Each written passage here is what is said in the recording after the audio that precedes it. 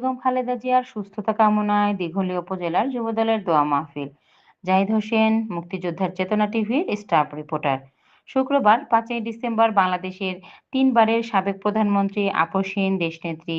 BNP chairperson Begum Khaleda জিয়ার সুস্থতা কামনা করে খুলনার দিঘলী উপজেলার বারাকপুর ইউনিয়নের ৫ নং ওয়ার্ড যুবদলের উদ্যোগে যুবদলের অস্থায়ী অফিস চত্বরে এক দোয়া মাহফিল আয়োজিত হয়।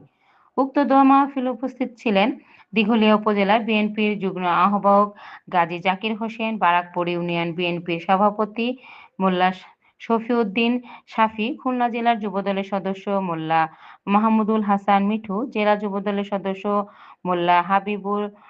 আলম, দিঘলিয়া উপজেলা যুবদলের সভাপতি কুদরতি এলাহী, স্পিকার যুব আহ্বায়ক বাবুল শেখ, মোহাম্মদ সোহাগ বিশ্বাস, মোল্লা রাকিবউদ্দিন, গোলাম হোসেন, মনিরুল ইসলাম,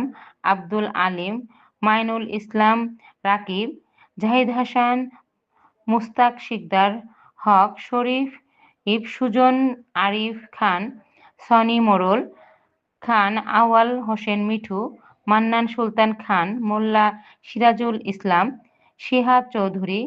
আহমেদ, মোড়ল সোহেল খান, থানা ও ইউনিয়ন পর্যায়ে অঙ্গ ও সহযোগী সংগঠনের নেতাকর্মীরাও উপস্থিত ছিলেন।